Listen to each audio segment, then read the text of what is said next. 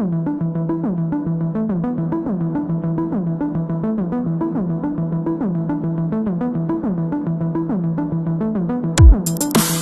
cette séquence vidéo, on va vous introduire à la manipulation des sources radioactives des types alpha, bêta et gamma et des mesures de radioprotection que l'on prend pour protéger à la fois les gens qui manipulent les sources et l'environnement. Alors, je vous présente le docteur Sandro Bravard, qui est maître d'enseignement des recherches dans notre département de physique des particules et qui est le responsable de ces travaux pratiques qui enseignent à nos étudiants comment faire ce que l'on va vous expliquer aujourd'hui. Dr Bravard est aussi membre actif du groupe de recherche des neutrinos dans notre département et il prépare une expérience sur la physique du muon au Paul Scherrer Institute à Villingen, proche de Zurich.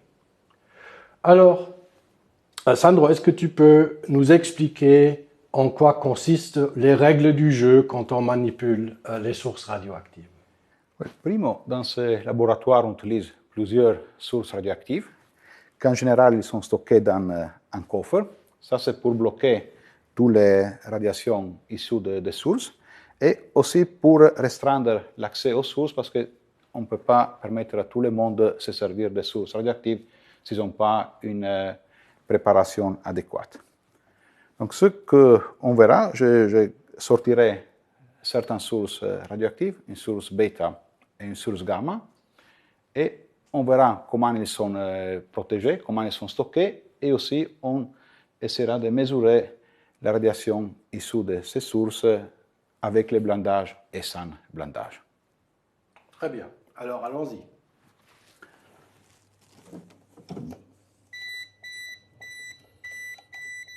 Donc, première chose, je ouvre le... Pardon. Donc, ça, c'est une première source, une source bêta. Ici, on a une source gamma. Et aussi, je vous montrerai une ancienne montre où on utilisait du radium pour rendre les aigus visibles.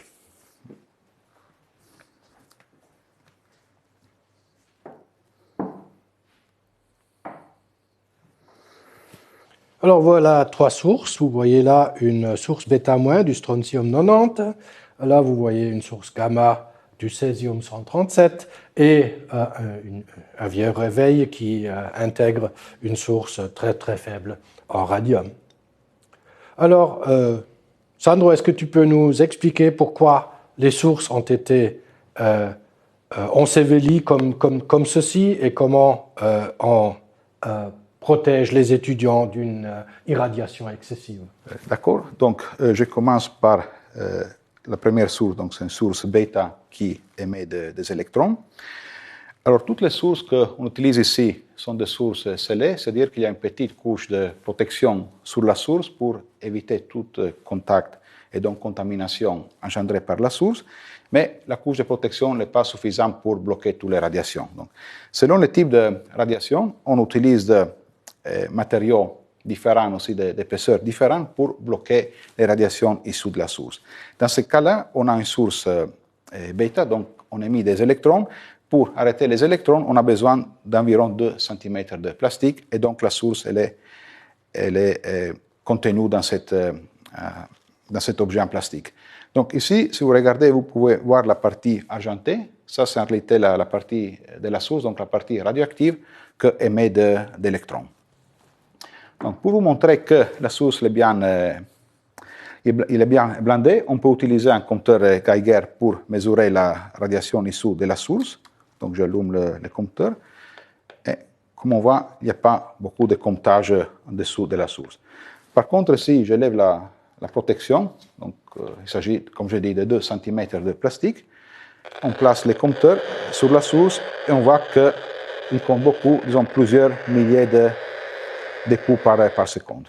Donc je remets les bouchons et on voit qu'il n'y a pas de radiation qui sort de la source.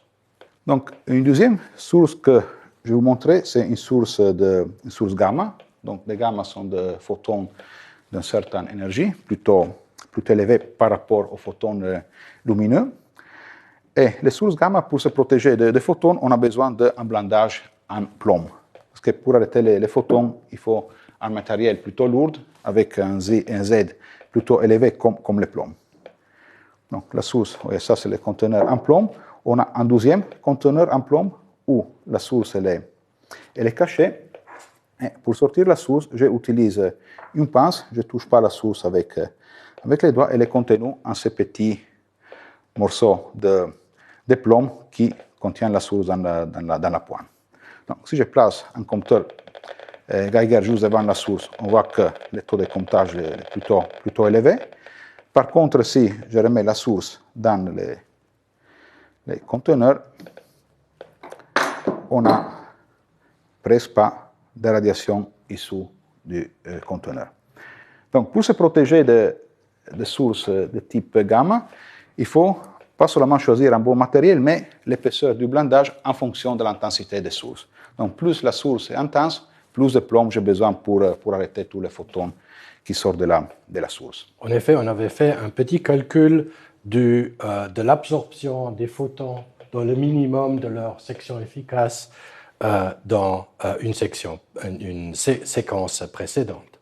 Alors là, on avait aussi, à l'époque, dans les années 50, tout le monde était beaucoup plus relax en ce qui concernait les sources radioactives. Non? On en mettait même dans les objets de tous les jours. Tu peux nous expliquer à quoi servait la source radioactive dans cette montre? Ça, c'est une ancienne montre.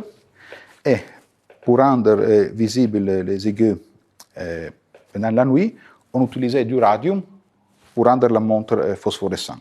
Aujourd'hui, on utilise des matériaux différents comme le phosphore, mais par le passé, on utilisait le radium, que c'est un élément très, très dangereux. Donc, la raison pour laquelle le radium est tellement dangereux est qu'il se désintègre dans le radon. Radon, à nouveau, c'est un élément radioactif, c'est un gaz qui est partout dans la nature et on peut respirer le radon. Et en respirant le radon, en respirant l'air, on amène aussi une partie du radon dans notre poumon, où le radon se désintègre par émission de particules alpha qui arrivent directement en contact avec les tissus de notre organisme et il peut faire beaucoup de dégâts. Et en effet, le radon, c'est un des soucis qu'on a partout dans le monde, dans les habitations aussi en Suisse.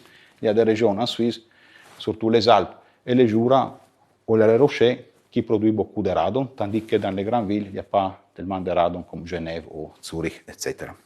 C'est-à-dire qu'il ne faut pas passer ses nuits dans un sous-sol. Il faut dans les Alpes, il faut aérer correctement les habitations. Et c'est pour ça qu'on a interdit l'utilisation du radium depuis des années.